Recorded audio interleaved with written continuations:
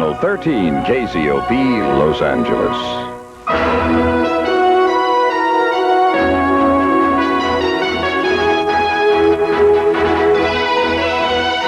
From Los Angeles, this is News 13. Good evening, I'm Olney. And I'm Wendy Rutledge. Welcome to News 13.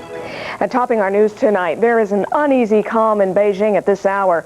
We have unconfirmed reports out of Hong Kong that hardline Chinese Premier Li Peng was shot in the leg yesterday by one of his own guards. That guard was reportedly killed. Meantime, there appears to be division within the army. Tom Mantier has more on today's crisis in China.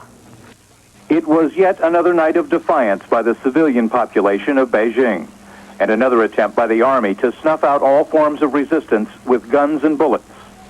Buses were turned into flaming roadblocks, but military tanks cut through them like a knife through butter. But the world witnessed a daring act by one man, armed with only courage, standing in the middle of the street facing more than a dozen tanks bearing down on him. He refused to move. It demonstrated the will to resist beyond any words that could ever be spoken. Several times the tank attempted to go around the man, only to be confronted once again. Then, climbing on top of the tank to look directly into the eyes of the driver.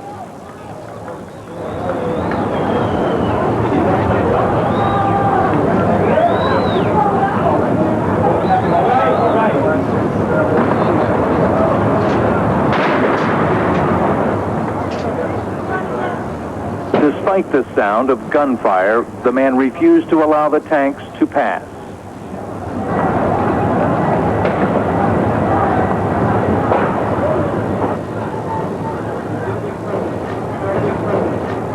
Finally, several other people ran into the street carrying a white flag and dragged the man to safety. The column of tanks then continued down the street. Throughout Beijing for the past 3 days, the resolve of the people has been demonstrated countless times, going against machine guns with bare fists and sticks.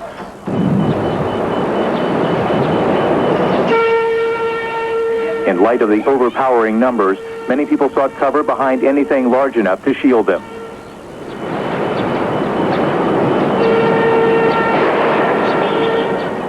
Troop convoys rumbling down the streets were sometimes halted with words, but more often with anything that could be thrown to turn the advancing soldiers around.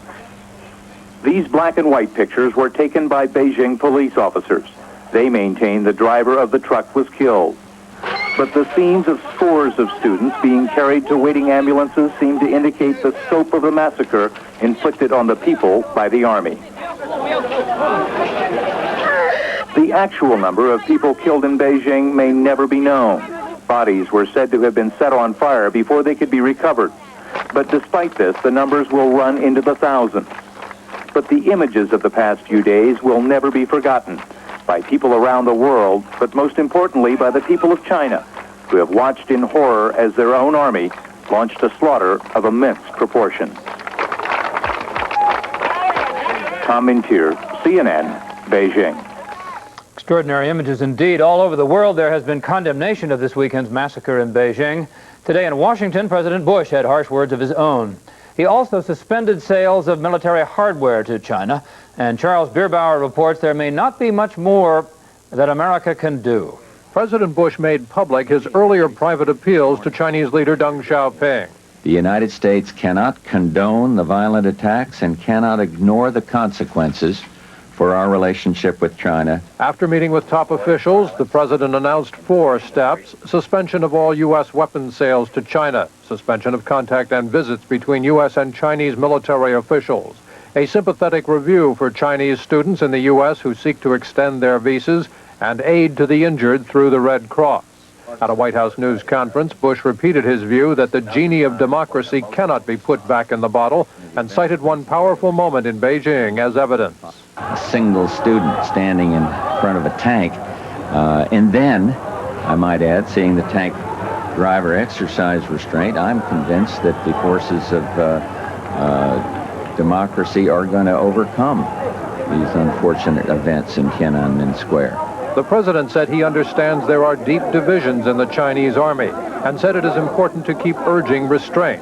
The steps he is taking will deprive the Chinese military of more than $500 million worth of aviation technology, plus artillery radar, facilities to produce ammunition, and anti-submarine torpedoes.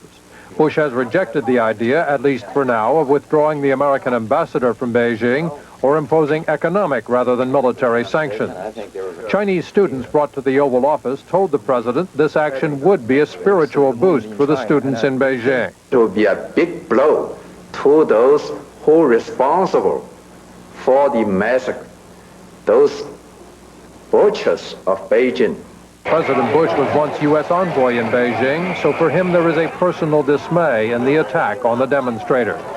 Charles Beerbaugh, CNN, the White House. Across the country here in the United States, thousands of people turned out in support of the Chinese student movement for democracy. Not surprisingly, it was the Chinese students studying in our country whose voices could be heard most strongly in support of their counterparts at home.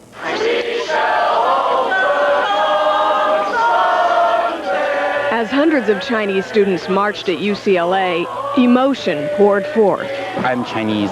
They are my brothers and sisters. I really feel sorry about their dying. This is what I can do here. If someday I can do something for them, I really like to do something for them. But now I only can do this for them. These students are calling for the overthrow of the government in Beijing, a government they say is treating human beings like animals. Fascist, brutal action, and they killed people no matter old or young. Many of the students tell us if they were home, they too might have been among those killed in Tiananmen Square. We are rallying to show our support and our sympathy to all the people who have died and are still fighting for democracy and freedom in China. Though the numbers were smaller, the turnout of sympathizers at the Chinese consulate was just as torn by the brutal events in Beijing. I just feel so sad and so angry about what they did to the people in China. Long live democracy! Long live democracy! Up and down Pennsylvania Avenue in the nation's capital, similar student-led protests turned the nation's attention to the student fight in Beijing. The soldiers in Beijing, they use machine guns. They use 50 caliber machine guns. They use flamethrowers on people. Can you believe this? 7 demonstrators in front of the United Nations pledged a hunger strike until the violence against the students in China ends. At Yale University, students showed their concern by copying articles from the New York Times for their fellow students in China. And in San Francisco, the largest of the protests in this country, 10,000 Chinese Americans expressed both anger and grief in front of the Chinese consulate. Donations to the Chinese Red Cross are pouring in from American college campuses. Stanford University already pledging $13,000, which the students raised over the weekend. Interesting question. How would you feel if your own son or daughter were visiting China and trapped perhaps by all this turmoil? Well, that is the case for quite a few American families, and later on Top Story, Larry Attebery will visit with one such family here in the Southland while they wait for what they hope is going to be good news. Meantime, coming up next on Channel 13, a possible cause for that Soviet train disaster that may have killed 800 people. The Remington Microscreen Ultimate. With exclusive beard lifter, automatically lifts each whisker. And all Remington Microscreen shavers have 2 thin, flexible screens to shave you as close as a blade or your money back. Remington. You know, men over 30 have certain problems. Not anymore. With the Remington Hygienic Clipper for safe, precise trimming of unsightly nose and ear hair. And for beards, mustaches, and home haircuts, Remington is the grooming company. Now through microtechnology, Elizabeth Arden goes beyond liposomes to bring you immediate relief for dry, stressed-looking skin. Introducing Micro 2000 Stressed Skin Concentrate with hydrospheres 100 times smaller than liposomes. Micro 2000 saturates skin instantly with moisture, renewing radiance, resilience. Micro 2000 from Elizabeth Arden. Visible Luxe, your gift with any Elizabeth Arden purchase of $10 or more at Bullock's. Finding another vehicle that equals the Mazda MPV could be an impossible challenge. It's the best-selling import in its class in America. Its bumper-to-bumper warranty has no deductible and is unequaled by the competition. No wonder Car and Driver called MPV the new best-in-class with the emphasis on class. But don't worry, it can be equaled. We built more than one. Take the challenge. See why Mazda MPV is already the #1 selling import minivan. Any faucet can turn on water. Cola faucets give it shape.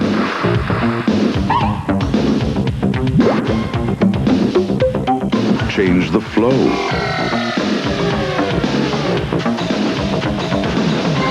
Once you turn on a cola faucet, you'll never want plain water again. See your plumbing contractor for all cola products. In the Soviet Union, hospitals are struggling to care for injured passengers from yesterday's fatal train disaster. Meantime, investigators are trying to determine if one man's error could have caused the explosion. Steve Hurst reports a leaky pipeline wasn't shut down. Children horribly burned, brought to Moscow for treatment. 1,200 people were on the 2 trains when the raging gas inferno consumed them. From the looks of these pictures, hundreds more will die of their burns. The first daylight pictures of the horrible disaster scene 750 miles southeast of Moscow, a little to the east of the Ural mountain city of Ufa. The forest burned and flattened for miles. The liquid propane pipeline still blazing out its contents. Residents miles distant said they had smelled leaking gas hours before the terrible explosion. Initial reports show that workers manning nearby pumping stations increased pressure in the pipeline when it began to fall because of the leak. It should have been closed down immediately. Soviet leader Mikhail Gorbachev quickly flew to the region Sunday, hours after the tragedy, and was back in Moscow to report early Monday to the Congress of People's Deputies. The legislators listened, saddened, incredulous. Gorbachev adjourned the Congress until Tuesday as the deputies stood for a moment of silence. Flags around the country draped with black bunting and were flown at half-mast. American doctors on exchange programs in the Soviet Union claim the country is incapable of dealing with massive numbers of burn patients. That seemed to be the case in Chelyabinsk, the nearest big city. Beds were in short supply. Doctors could not find enough blood in serum for transfusions. Steve Hurst, CNN, Moscow. Back here in the Southland, there is a tentative out-of-court settlement tonight between the city of San Bernardino and the pipeline and railroad companies involved in last month's disasters. Southern Pacific Railroad and CalNev are expected to pay Duffy Street residents for their losses. But as Saida Rodriguez-Pagan reports, the residents are still concerned about their safety. On his first day on the job, San Bernardino's new mayor, Robert Holcomb, announced that CalNev Pipeline Company and Southern Pacific Railroad will make offers on the destroyed homes. The companies involved in the derailment and pipeline explosion last month will also give each family $5,000 for all the inconvenience.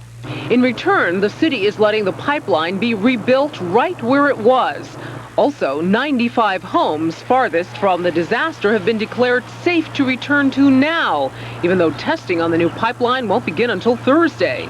In spite of the city's assurances, many in this neighborhood do not believe that it is safe, and many say they will not return to their homes. As far as the stress tests that they used before, I don't think they're adequate, because we're talking about a situation where a train could possibly lose its brakes coming out of Cajon Pass and fall the exact same way that one did. Another problem is that under the agreement, as of Thursday, CalNev will stop paying hotel bills for residents of the area now declared as safe. That it amounts to being tossed out on your ear.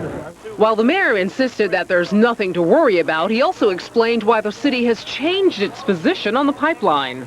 I'd like to have all pipelines to be moved, but then I'd also like to have gasoline in my car the next day, and I'd like to have airplanes flying. I'd like to have the national defense effort continue. City Attorney James Penman says he would have preferred to continue fighting in court, but he admits this agreement is probably the best the city could have done. He has obtained an agreement with CalNev that gives more to the city and the people on Duffy Street than I had been able to obtain so far. While residents think over their options, a study is beginning to determine the cause of the disaster and if the pipeline should be moved in the future. If the results of that study say that the pipeline has to be moved, we will live by that. If the testing goes well on Thursday, CalNev's pipeline could be back in operation by this Friday. In San Bernardino, Saida Rodriguez Pagan, News 13. About 40 protesters from the environmental group Greenpeace demonstrated this morning at the site of a proposed toxic waste incinerator in Vernon.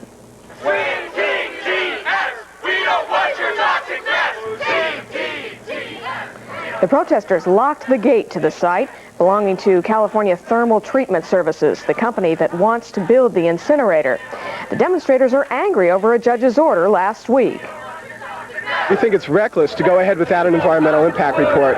So we're here to demand that the government officials, the courts, and the company act once and for all to protect our health. And if they're not willing to do that, that's why we're here to put ourselves between the company and their front gate. Opponents of the incinerator say the proposed site is too close to East Los Angeles. A spokesman for the company dismissed this morning's demonstration as a non-event. In the aftermath of the revelations about Los Angeles Mayor Tom Bradley and his financial dealings, 3 Los Angeles City Council members are proposing changes in the city's ethics code. The council's governmental committee says that the changes will clarify areas that have been vague. At the top of the committee's list of changes is the establishment of an ethics officer. The committee also proposes a ban on outside employment and on gifts. There would be limits to privately financed travel, as well as campaign contributions from those doing business with the city. But Councilman Mike Wu says that restrictions would be coupled with educational programs that would encourage good government standards. I think that our special challenge is to find some way to uphold the level of ethical conduct in this building, but without creating disincentives, without creating some kind of obstacle course for people who otherwise would be capable, competent individuals from looking at public service as a career. Instead, we have to create a package of reforms which will keep the best and brightest people in government while eliminating the opportunity to profit unjustly from positions of power and responsibility. Now, the ban against outside employment is the key to the proposed ordinance. Currently, only the city attorney is required to be full-time. Tomorrow is Election Day in parts of Los Angeles, but so far, so few races were not decided in April's primaries that there's not many left, and election officials are predicting a very low turnout, maybe just 10%. Here's a brief rundown. The dean of the L.A. City Council after 28 years is Hernani Bernardi, now in the fight of his life with Lyle Hall, fire captain and union leader. Bernardi's district was reapportioned, but he has support from minority groups in new neighborhoods. Hall has more money and backing from local and state Democratic organizations. Demand to be educated! Demand to be educated! The recent school strike will have an impact on the school board races. In the West Valley, incumbent Julie Korenstein is backed by the teachers' union, but claims she is independent. Challenger Gerald Horowitz, a school principal, says the union has bought and paid for her. He has school administrators on his side. On the west side of town, things are reversed. The incumbent, Alan Gershman, is opposed to the recent pay raises won by the strike. Challenger Mark Slavkin says Gershman lacks leadership. Slavkin is supported by the teachers. Citywide, there are 2 races for the College Board of Trustees. Attorney Rose Ochi is allied with Mayor Tom Bradley and has teachers' union support. Trade tech teacher Pat Owen says there are enough lawyers on the board already. They are running for office number 2. For office number 6, another attorney, Althea Baker, is running with union support against another trade tech teacher, Pat Hollingsworth, who says she represents the rank and file. And there are some other local elections around the basin. We will give you the latest results on all the races tomorrow night on News 13 at 10 o'clock. And still ahead on News 13, highly publicized drug crackdowns. Are they all show and no substance? Reporter Pat Anson returns to the scene of the crime to find out. Telesis. It means progress intelligently planned. This is a story of Telesis. By the 21st century, the art galleries, the libraries, the universities and museums of the world could be open for anyone with a telephone. From our own homes. Grandpa used to fly in one of those. On our own time. Please choose a subject. That one. Because the same telephone lines that now carry voices could also bring us lifelike images. Blood pressure. Unlocking the knowledge that will help us learn, keep us well, and set us free. It's just one of the things the Pacific Telesis Group is working on today to get you ready for tomorrow. Yes, it's just a telephone now, but the 21st century is only 11 years away.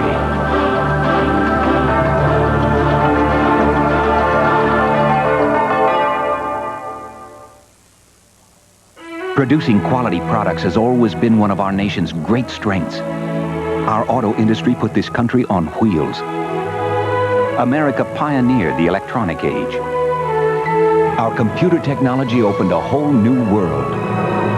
But in the 80s, some of the best-known products of American business have been takeovers, junk bonds, and making money by moving money. Let's turn it around. We need to put America's future first. Mark and Katie had outgrown their starter house. Well, they decided to sell it themselves, but when they didn't get any serious buyers, they kept lowering their price. They finally got a buyer, but the contract fell through, so they came to me. I suggested a few minor improvements and brought over qualified buyers. That house sold in no time for more than they ever expected to get. The right agent makes all the difference in the world. Realty World. Local and federal law enforcement officials tonight are claiming great success in a weekend crackdown on drug dealers in Los Angeles. Over 170 people were arrested on drug charges at several parks and several schools. Will this latest crackdown have a big impact on the drug trade? News 13's Pat Anson says you'd have a hard time finding any impact at MacArthur Park. The weekend drug sweeps targeted parks, schoolyards, and playgrounds, areas where children are often present. Under federal law, people caught selling, buying, or using illegal drugs in places like this can receive a stiff jail sentence. We are here today to announce that we will continue to engage in a year-round effort to enforce federal and state laws in an attempt to create drug-free zones in these areas. Many of the arrests were at MacArthur Park, which has become notorious for its widespread and open abuse of drugs. Some have called the park a drug supermarket.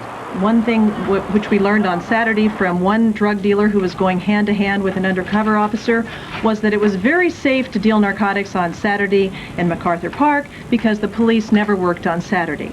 So our message is, if you don't think they work on Saturday, then you're wrong.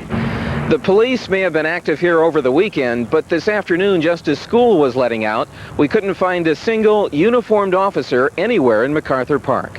Last month, the LAPD conducted a series of highly publicized sweeps in the park aimed at driving out the dealers.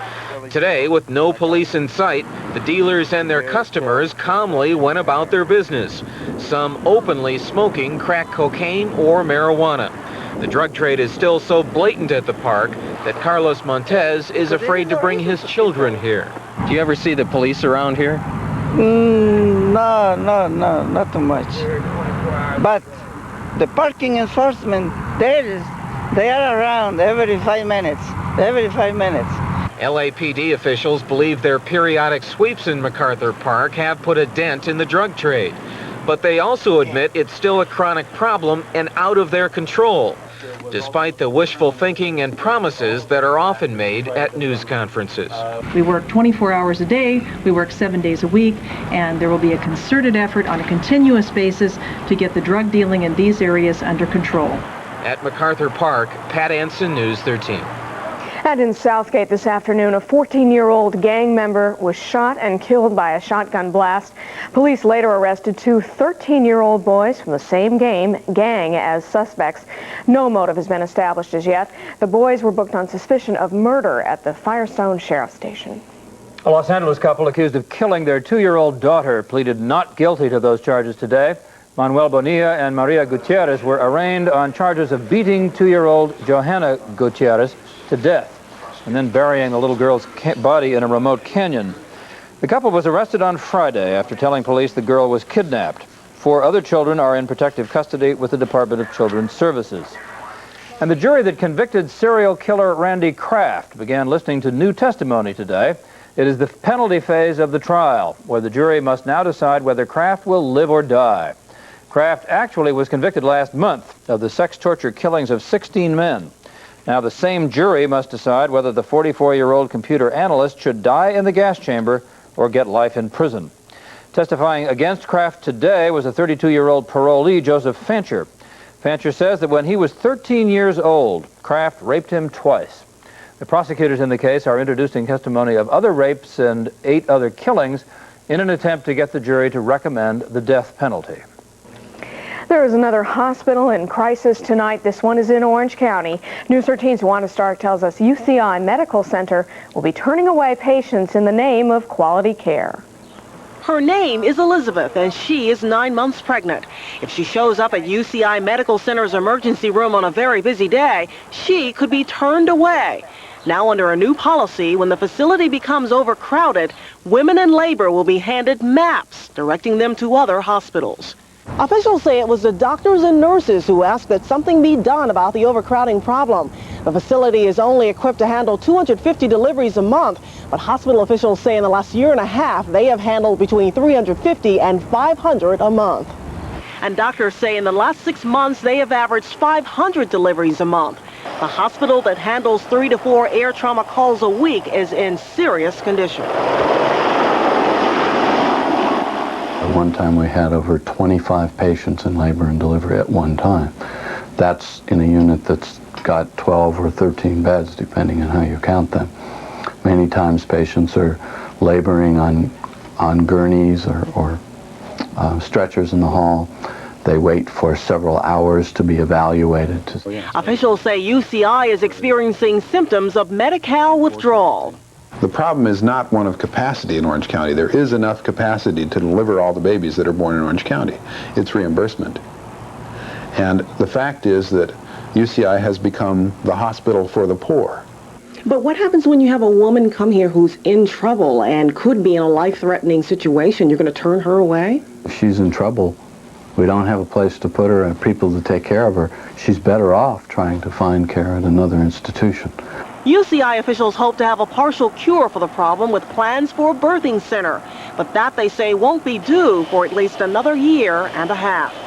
In Orange, Wanda Starke, News 13. Tough situation. Hospital officials say 90 to 95% of their patients are on Medi-Cal or have no insurance at all.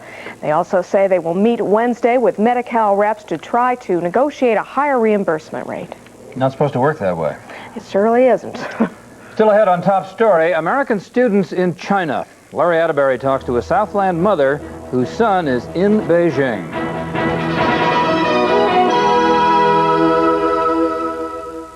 I'd always worn glasses, and I knew my prescription had changed. But I put off getting a new pair because it's such a hassle. Waiting 2-3 weeks. Then I tried LensCrafters.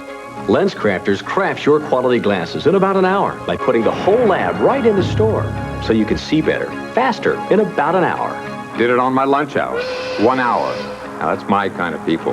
LensCrafters, custom-crafted eyeglasses in about an hour. Call 1-800-522-LENS for one of 20 LA area locations near you.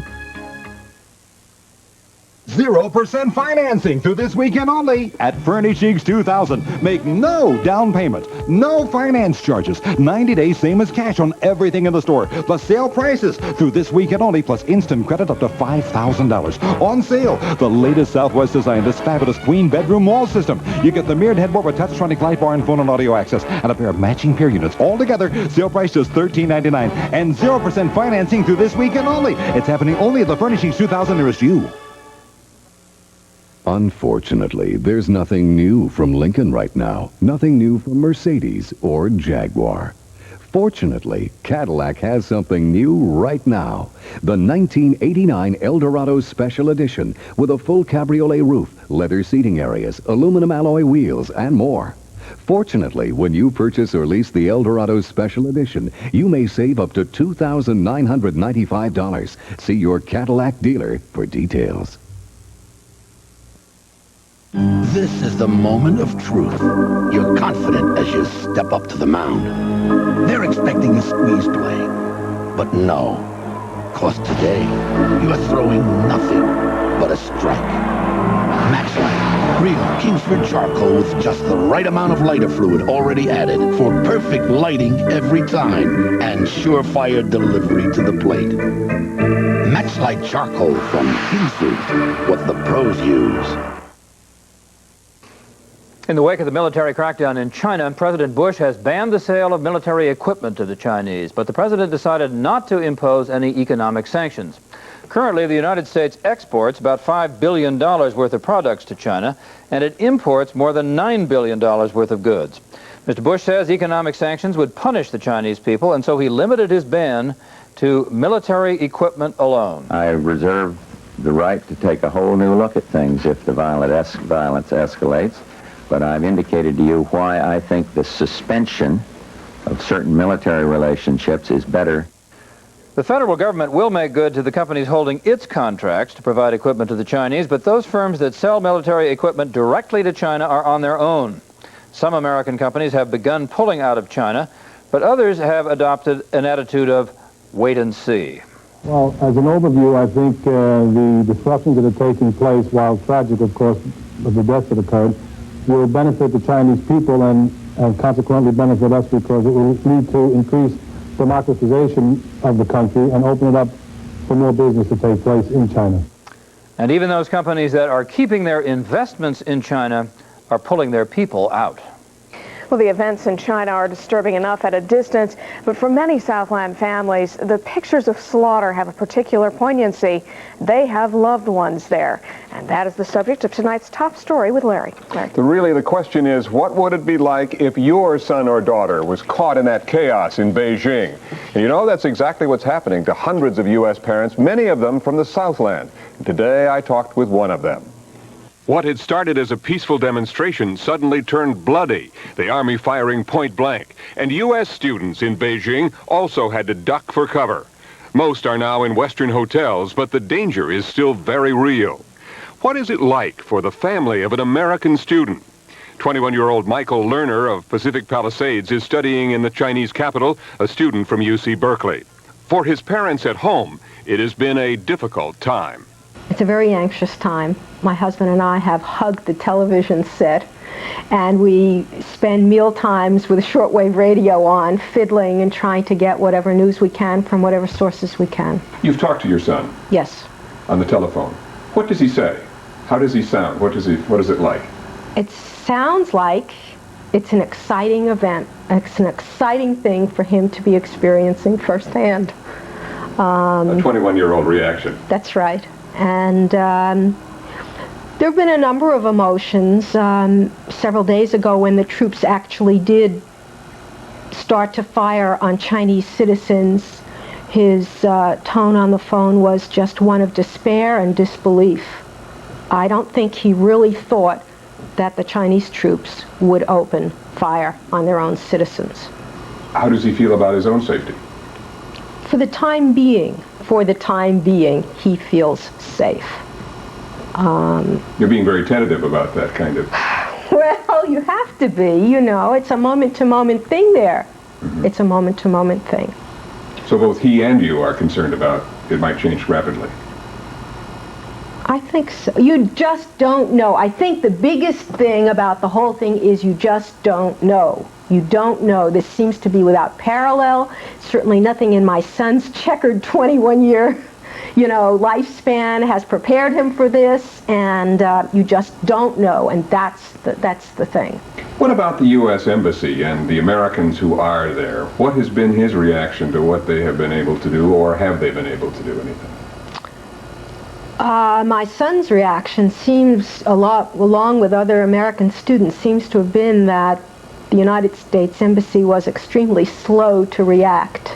Really? And that they could have done more, that other embassies did a lot more for their students initially. The Italians took, the Italian embassy took their students in, the Hungarians took theirs in, the Africans and the Swedes airlifted, and possibly the French too, I'm not sure about that. And the American students kind of were kept at arm's length and were told, basically, I don't know what they were told, but the messages were not caring, and they were not concerned, and they were definitely not supportive.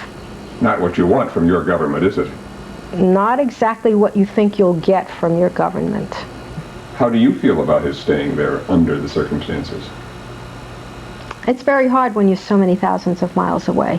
It really is. You can't assess the situation with the same degree of accuracy that somebody on the field can. And you just have to kind of take their reports as being accurate, but you never stop caring as a parent. But as a mother, wouldn't you kind of like to have him safe somewhere that you could see him and talk to him? You hope for that. On the other hand, you also hope that your children live their lives according to what they want to do. It's a real conflict, you know. You can't be too confining. And just a short time ago, while we were editing tonight's interview, Mrs. Lerner called me. Her son Michael had just phoned from Beijing. Locked inside the hotel where he is, he knew little about the conditions outside at the moment, but he was safe at the moment. And for Mrs. Lerner, that was the most important news of all. Meanwhile, the State Department now does have a number to call for information about relatives if you want that. It is area code 202, and that number is 647-0562. That's top story. Larry, I don't know if Michael's reaction is typical or not, but do you get the feeling that students want to stick it out and see this historic event? I think they really would like to stay there. That was the impression of Mrs. Lerner, that Michael would like to stay there. Now, it may get too dangerous to do that, and at this point he still feels comfortable being there. But, you know, how could you miss the event of, you know, of the century, certainly? It's a great education if you don't get shot. Is he locked in the hotel because he wants to be locked in the hotel, or because he's been locked in? But, well, no, it's because it's simply unsafe to be on the street, and they are saying do not go outside of the hotel if you expect to be safe. Now, could he leave if he wanted to? Now, apparently they can get out, but the problem again is that kind of convoy. I mean, the embassy has changed its attitude somewhat. That's the latest word, but still it's difficult to get to the airport, get on board, and it's an uncertain thing once you get out in the street. Interesting perspective. Yes. Thanks very much. Self-flagellation in the streets of Tehran. We'll take a look at a day of mourning for the Ayatollah when we come back. So you've been practicing for me? Yeah. Kick it! What do you think this is, a game, Reggie? Cops and robbers? What if there's an alarm? Never alarms. Never. Kick it! Yes, I like that. You surprise me sometimes. When you get inside, what are you gonna do? Get jewelry, small stuff I can fit in my pockets, then I give it to you. Yeah, you're getting smart. You know that? Tomorrow I'll be here at 4 o'clock sharp.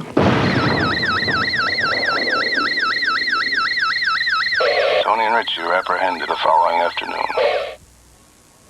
Can I get this tomorrow? You want it when? Tomorrow! At other stores, getting alterations by tomorrow can be a real problem. But with C&R's new express tailoring, tomorrow isn't a problem for normal alterations. Yeah, we can have this for you by tomorrow. Tomorrow? Tomorrow. Buy your suit, sport coat, or slacks today, and you can have it ready tomorrow. Express tailoring, only at C&R. This sound engineer is recording an ordinary bottle of carbonated water after it's been open a week. Pretty flat, huh? Now here's Sparklet Seltzer that's also a week old. Still fizzy. That's because Sparklet Seltzer has a unique spritzer top that locks in carbonation. It keeps the spritz bubbling to the bottom so the taste is always crisp and delicious. The top is reusable too. Glass after glass, the Sparklet Spritz never quits.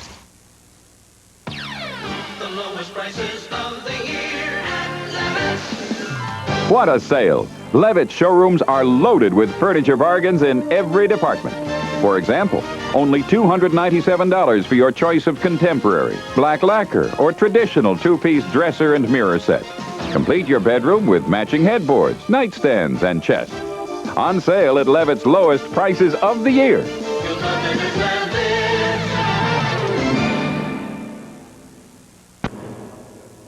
The death of the Ayatollah Khomeini has brought emotions to a peak in Iran. Hundreds of thousands of people flooded Tehran's main prayer ground today. And for the mourners, paying their final respects cost some of them their own lives. Doug James has more. Hundreds of thousands of mourners crammed into a huge prayer ground in Tehran to get one more glimpse of Ayatollah Khomeini, his body lying in an air-conditioned glass coffin under the scorching afternoon sun. The crush, the heat, and the emotion proved deadly. In addition to those killed, the Iranian news agency says as many as 500 were injured. Their bodies lifted above the crowd and passed to waiting ambulances. Some religious leaders appealed for calm, others worked the crowd into an even greater frenzy. Fire engines sprayed water over the people's heads, but it did little good against the blistering heat. Yet the mourners stood their ground, paying tribute to the man who ruled their lives for the past decade. The sound of one man's grief heard even among hundreds of thousands. In death as in life, Khomeini's presence is everywhere, from the way the women dress to the way the people view the outside world. Their every hour is a reflection of the Ayatollah and his particularly fervent brand of Islamic fundamentalism. We have blood in our body. We have Khomeini. Our Khomeini not die. Our Khomeini is alive. Khomeini's death has plunged Iran into mourning. Shops and government offices are closed, flags are at half-mast, and makeshift shrines are everywhere. Instead, when Ayatollah Khomeini's funeral is held on Tuesday, well over 1 million people are expected to attend. A massive outpouring of grief that will make Monday's display look tame by comparison. Doug James, CNN, Tehran. And in Warsaw tonight, the Communist Party is admitting defeat in yesterday's Polish elections. It will take a few days to get the official results, but preliminary polls show overwhelming support for Solidarity Labor leaders. 62% of the voters turned out to cast their ballots, a number much smaller than expected by the labor movement. Along with gaining control of high offices, the Solidarity leaders have also inherited the problems they have been complaining about for many years, and they say there are no clear solutions in sight. The European Space Agency successfully launched its upgraded Ariane 4 rocket today. The rocket blasted off from the northern coast of South America this afternoon. The launch had been delayed 10 days because of technical problems. The Ariane 4 will send 2 communications satellites into orbit. It is the 4th launch of an Ariane 4 rocket this year. The European Space Agency plans 5 more. And a sad note tonight. Family and friends of Florida's late Representative Claude Pepper gathered near their state capitol today to pay their final respects.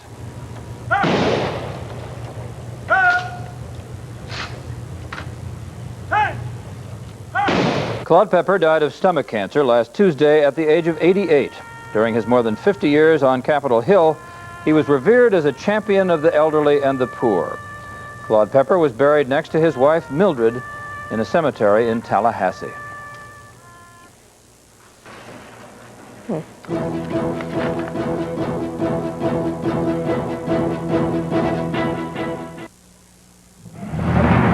Checkpoint 4, all clear. South perimeter is secure. In the war on pests, killing the enemy is not enough. You've got to keep new pests from entering. Entrance 3, undisturbed. Introducing Orkin's Perimeter Defense System. All borders secure. It's the no-cost addition to Orkin's arsenal. An outside barrier that actually stops pests before they get in. Orkin's new Perimeter Defense System. So effective, it borders on genius. Why have over 91,000 Cadillac owners become Lincoln owners in the past 5 model years? Among the many reasons are the rewarding features one finds in the uncompromised Lincoln Town Car and the exhilarating Lincoln Mark 7. And now, to encourage even more people to discover what a luxury car should be, we're adding another rewarding feature: $1,500 customer cash with Lincoln Mark 7 and Lincoln Town Car. See your Lincoln Mercury dealer today and discover Lincoln, what a luxury car should be. Yep, it's a fact. Summer cookouts were started by cowboys in the Smoky Mountains. Black Angus brings back the great summer cookout. And nobody knows outdoor cooking like a cowboy. With marinated top sirloin, grilled chicken, firecracker fries, and more. Sure stays light late in summer. The great summer cookout platter, all for just $7.95 at Black Angus. Stays awful warm, too. Alpha Beta presents Twins. Twin bowls of your favorite gourmet pride soups in a brand new size that's perfect for soup and salad, or soup and a sandwich, or a bowl of soup before dinner, or even a bowl of soup all by itself. Lighter, less filling, yet with the same great taste. Gourmet Pride Twin Bowls. This week, Alpha Beta has reduced the price to 79 cents on all Gourmet Pride Twin Bowls. Check out the difference at Alpha Beta. The chairman of the State Senate Insurance Committee introduced a plan today to toughen California's mandatory insurance law. The proposal from State Senator Alan Robbins would require motorists to show proof of insurance before they register their vehicles. Robbins says his plan is an attempt to correct an oversight in the drafting of Proposition 103, which, of course, was approved by the voters last November. An 11-year-old pilot who's already broken some records, a gentleman from Orange County, set off on a mission of friendship to the Soviet Union today. Tony Alangina left Orange County's John Wayne Airport this morning on a round-the-world flight that will take him to the Kremlin and a meeting with Soviet leader Mikhail Gorbachev. And he's taking with him a friendship scroll signed by more than 2,000 school children. Tony says he's looking forward to his meeting. I'm going to shake his hand and say hi. Friendship Flight 89 shows that kids really do care about what happens to the world and things like that. Tony will cover 19,000 miles during his 47-day journey. Last year, he set flying records by becoming the youngest pilot to fly across the United States and then fly back. And I should have said there were 200,000 signatures on that scroll. My goodness. Well, he's going to have good flying weather. Good. Glad to hear that. Speaking of weather, it's time for the weather. Before we give you our forecast, let's take a look at what happened around the rest of the country. Showers and thunderstorms developed across much of the southeast quarter of the nation. The warm, moist air ahead of a slow-moving cold front is the reason. Highs across the U.S. range from 53 to 99. Now for a look at our weather. It was cloudy and overcast this morning, but it cleared away in the mid-afternoon to partly hazy skies. Expect the same tomorrow. Here are today's numbers as we take a look at the Pacific Palisades coast. Downtown LA high was a few degrees below normal at 74. Today's low was 61. Right now it's 62 outside. Overnight lows for the rest of the Southland will be in the mid-50s to low 60s. Mountain areas will be cooler in the 40s. For tomorrow, highs along the beach will approach about 70 degrees. Valleys should reach the 80 mark, and the low deserts will be about 100 degrees. Expect cloudy skies again tonight and tomorrow morning with partial clearing in the afternoon. The LA Civic Center high should be about 74. For the air quality, look out for unhealthful levels in the San Gabriel Valley and the Inland Empire. Looking ahead, expect clouds for the next few days with a slight warming trend kicking in on Wednesday. Satisfactory? Not much you could do about it if it wasn't. Springtime in LA. The Batman movie isn't out yet, but commuters in Gotham City today got a bird's eye view of a caped crusader of their own. He calls himself Mega Man, and he was dressed in superhero garb as he dangled himself from the George Washington Bridge. Did that at rush hour this morning. Needless to say, the superhero created a superhuman traffic jam. Mega Man's real name is Ray Mohammed. Ray is handicapped, and he says he pulled the stunt to call attention to the plight and the possibilities of others like himself. Ray pulled that same trick last August. And we have a story which has just come into our newsroom moments ago. West Covina police are saying tonight they have arrested the Onion Field killer Jimmy Lee Smith on charges of attempted rape and assault with a deadly weapon. Smith, along with Gregory Powell, was convicted of killing one L.A. police officer and wounding another in an onion field near Bakersfield. Police say now the paroled killer is charged with kidnapping a woman and holding her in a motel room over this past weekend. Quite a piece of news there. All right, Vic the Brick is off tonight, but when we return, Steve Yonke will be here with all the night's sports highlights. First, though, let's check out the closing numbers on Wall Street.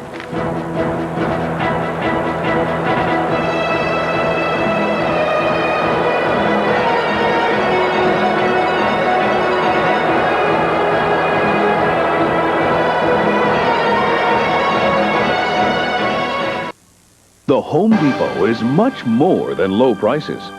There are other people who might try to compete with us price-wise, but they can't offer the service, and that's what we do offer. We offer the complete service as well as the best price. We've got it for a better price than anybody in town. We guarantee it, you know. We have competitors who buy from us because they can save money. Home Depot, where low prices are just the beginning. Like the Black & Decker 24-tooth Piranha saw blade, just $7.67 every day. Kids can't tell you when they're troubled.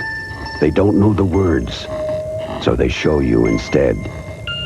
If the warning signs are there, don't ignore them. Because when you ignore a troubled child, you'll find more obvious ways to get your attention. Call the College Hospital Helpline now. 1-800-352-3301. We're experts. We care. And we're just a phone call away.